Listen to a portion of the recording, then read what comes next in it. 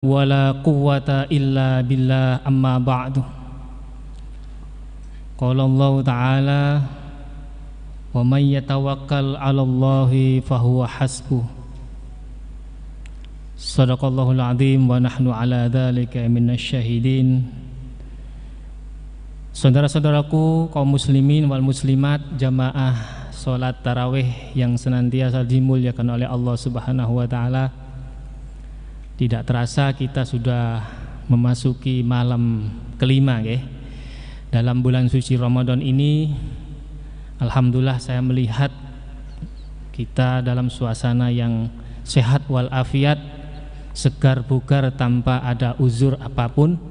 Mudah-mudahan kita diberi rahmat dan kekuatan oleh Allah untuk sanggup melaksanakan perintah ibadah puasa ini sampai akhir Ramadan nanti dan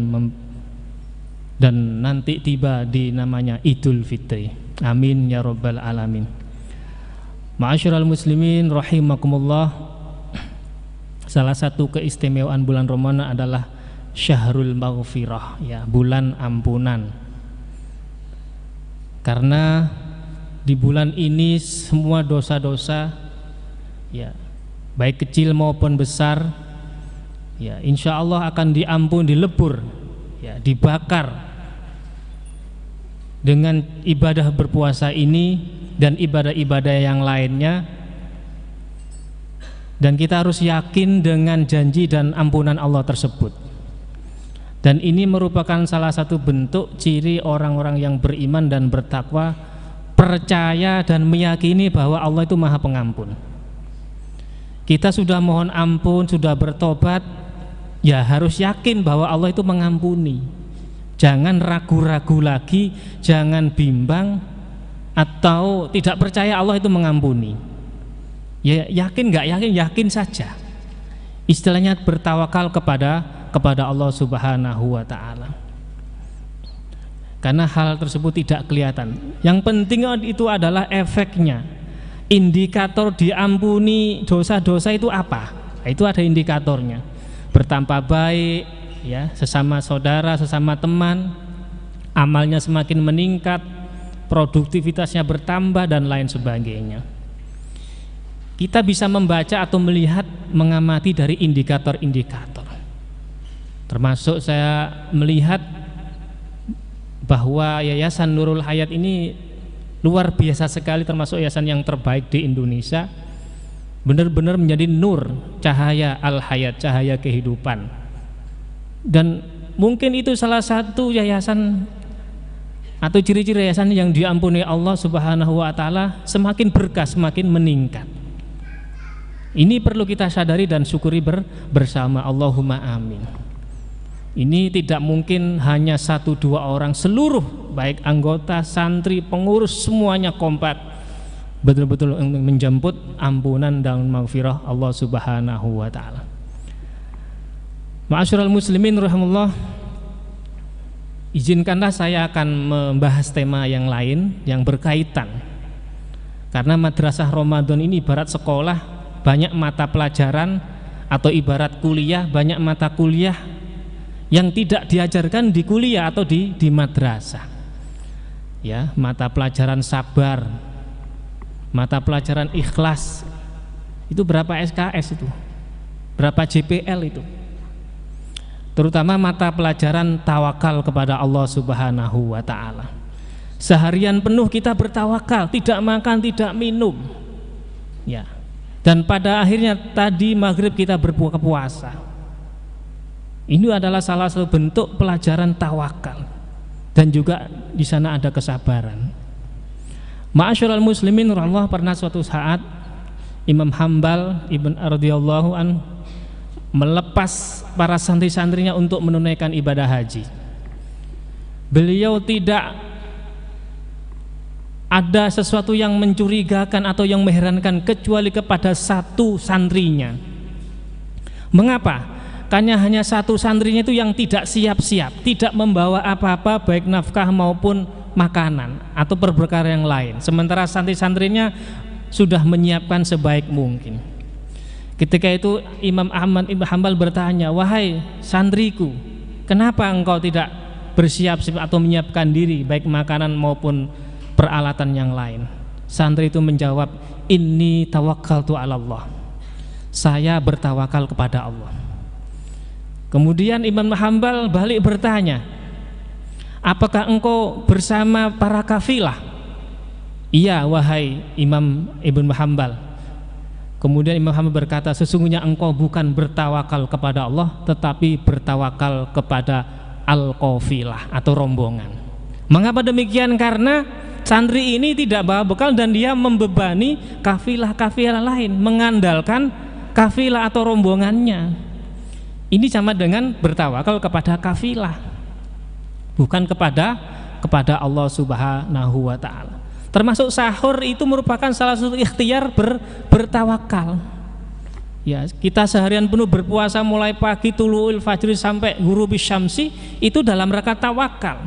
Tentu dalam konteks tawakal itu harus apa? Mencari sebab-sebabnya atau wasilah-wasilahnya agar kita kuat dalam bertawakal. Maka Rasulullah menganjurkan, fa inna fis sahuri barokah. Sahur itu barokah. Seandainya nggak sahur tidak apa-apa kalau kuat, tapi umumnya secara umum manusia atau orang awam, apalagi pekerja keras, ya pekerja kantor yang seharian penuh, itu butuh tenaga. Apalagi kalau sedang kurang sehat, perlu sahur. Ini dalam rangka tawakal. Ma'asyiral muslimin rahimahullah, memang tawakal itu ada level-levelnya, ada tingkat-tingkatannya. Kalau ada orang tawakal bil lisan, jadi lisannya saja, ya mulutnya aja bertawakal, ya saya tawakal kepada Allah, tapi faktanya, prakteknya dia justru tidak percaya sama Allah. Justru dia menegasikan Allah, meniadakan Allah dalam perbuatan sehari-hari. Orang seperti ini mengandalkan hartanya, akalnya, jabatannya. Bahkan kalau sukses dia lupa sama Allah. Sebaliknya kalau gagal, kalau lagi bangkrut, kalau ada cobaan, dia nyalah-nyalahkan Allah. Ini orang yang tawakal lisan. Yang kedua, tawakal bil akli atau akal. Dia meyakini Allah khaliqus samawati wal ard, pencipta langit dan bumi, dan Allah lah yang memutuskan segala sesuatu. Cuma dia masih terjadi kontradiksi di dalam hatinya. Antara akal dan hatinya tidak nyambung. Hatinya masih ada ikatan-ikatan duniawi, hatinya ini juga belum maksimal. Dan yang berikutnya adalah tawakal bil qalbi, tawakal dengan hati. Ma'asyiral muslimin Allah, untuk meraih atau mencapai tawakal itu memang ada tingkatannya dan ada tahapan-tahapannya. Untuk meraih tawakal perlu juga kita mencari atau melalui sebab-sebab, yaitu bersifat lahir, baik itu sebab yang bersifat kelihatan, nampak, physically atau tidak nampak. Seperti tadi makan, minum, uang dan pakaian dan sebagainya, termasuk menggunakan vaksin, itu tawakal yang sifatnya lahir. Termasuk menggunakan masker, jaga jarak, menghindari kerumunan, salam dan sebagainya, itu dalam rangka tawakal yang bersifat lahir, yang kelihatan. Nah juga yang tidak nampak. Ada juga yang tawakal itu berupa zahir, berupa batin. Jadi sebab-sebabnya batin, baik batin yang tidak kelihatan maupun yang kelihatan. Maka dari itu para aulia, para wali-wali itu mereka meskipun mereka sudah tawakal, kadang-kadang mereka itu masih bekerja menjadi petani, bekerja membuka warung atau bekerja apa saja yang penting halal. Ya, dengan tujuan apa? Untuk menggugurkan kewajiban saja, untuk menunjukkan dia bertawakal pada Allah. Mengapa? Karena mencari sebab atau hal-hal yang bersifat kasbi, ya, itu adalah perintah Allah. Jadi mencari sebab-sebab itu adalah taatullah dalam konteks taat kepada Allah Subhanahu wa ta'ala. Sebaliknya kalau tidak mencari sebab namanya maksiat. Nah ini ya, bagaimana orang seperti kisah tadi ya, bertawakal kepada Allah, sedangkan Allah sendiri memerintahkan kepada kita untuk mencari sebab-sebab dalam kehidupan ini, wasilah, ya, istilahnya begitu. Ya, banyak sekali ayat-ayat, ya, faqul malu fasayarallah fas'au ila dzikrillah fantashiru wabtagu min fadlillah, dan banyak sekali perintah-perintah di mana Allah telah termasuk ketika dalam sakit, ketika termasuk dalam kondisi bahaya. Dan ini termasuk perintah Allah, kita menjaga kesehatan, menjaga prokes, ini termasuk sebab-sebab. Cuma ma'asyiral muslimin rahimakumullah, ada ulama mengatakan bahwa hakikat tawakal itu adalah al-jawarih ta'mal. Jadi anggota tubuh fisik kita itu bekerja dan beribadah, ya. Sementara wal qulubu tatawakkal, sedangkan hatinya adalah bertawakal. Seandainya orang itu beribadah tetapi dia menegasikan hatinya, maka sesungguhnya dia adalah melakukan maksiat. Orang yang tawakal tapi tidak melakukan sebab-sebab atau instrumen atau wasilah duniawi, maka hakikatnya dia telah melakukan maksiat. Begitu juga ketika dia sudah melakukan sebab-sebab tapi dia hatinya kosong dari Allah, ya, tidak melibatkan Allah dalam kehidupan sehari-hari, dalam pikiran dan perasaannya, maka hakikatnya dia telah melakukan syirik, ya, karena dia telah menegasikan Allah dalam kehidupannya. Untuk itu kaum muslimin rahimakumullah, inilah pentingnya hakikatnya tawakal kepada Allah Subhanahu wa ta'ala. Jadi perintah atau sebab-sebab ini sangat penting dan harus kita lakukan. Memang kalau kita justru percaya pada sebab itu, justru ini akan justru berbahaya. Ya, anggap saja orang itu bekerja, ya, mencari harta nafkah, itu perintah, bukan semata-mata mencari uang, bukan semata mencari jabatan, tapi semata-mata ini adalah perintah kepada Allah, dari Allah Subhanahu wa ta'ala. Selesai sampai di situ saja, nggak usah terlalu berpikir macam-macam. Adanya vaksin, adanya, ya udah, ini perintah dari Allah. Ya, karena apa? La dororo wala diroro. Ya, perintahnya begitu. Tidak boleh kita mendatangkan bahaya bagi diri sendiri dan bahaya bagi orang lain. Ini perintah. Dan ini wasilah dari Allah Subhanahu wa ta'ala dan disampaikan oleh baginda Rasulullah SAW. Maka dari itu waktu itu ada orang Yahudi Badui ketika itu melepas ontanya. Ya, ana ursil nakoti, kata orang itu, saya melepas onta saya, wa atawakkalu pada Allah, dan saya bertawakal pada Allah. Oleh Nabi langsung diperingatkan, ditegur. Wahai A'rabi, ikil, ikatlah dulu, summa tawakal, summa ikil. Jadi kalau kita bertawakal tanpa usaha, tanpa sebab, namanya bukan tawakal, namanya tawakul. Jadi ada wawunya, tawakul. Tawakul dengan tawakul beda. Kalau tawakul itu berpangku tangan, tidak ada usaha sedikit pun apapun. Ya, alias konyol, nggih. Alias konyol. Lah moro-moro bom bunuh diri pripun niku? Tawakal mboten niku. Iki konyol nggih. Moro-moro ke Mabes Polri. Nggak ada persiapan apa-apa, ini konyol.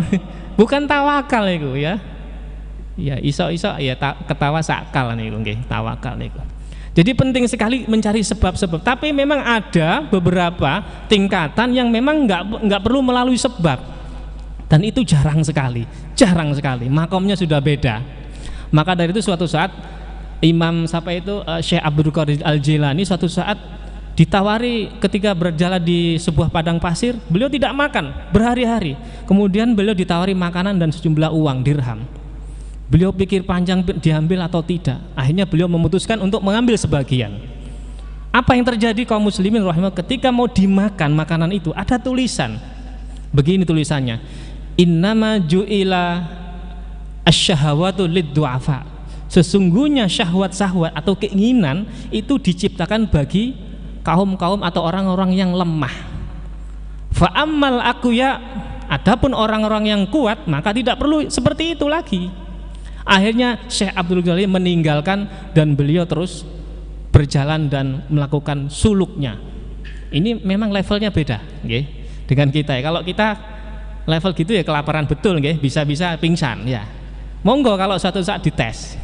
Suatu saat dites sejauh mana tingkat atau level tawakal kita kepada Allah Subhanahu wa ta'ala. Monggo dites. Apakah kita levelnya tawakal bil lisan atau bil akal atau bil qalbi atau semuanya? All in one atau three in one. Ini bisa dicoba. Ya, tentu kita jangan konyol ya, jangan belum makomnya kita coba-coba ya. Ya, istilahnya kalau kita keluar jangan takut, dan kalau takut jangan keluar. Begitu saja.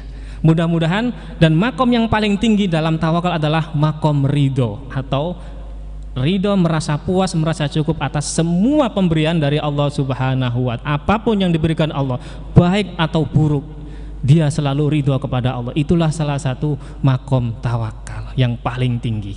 Mudah-mudahan kita terus berlatih dan terus berjuang untuk agar kita selalu bertawakal kepada Allah Subhanahu wa Ta'ala, dan semoga kita makin hari selalu mendapat ma'unah dan ridho oleh Allah Subhanahu wa Ta'ala.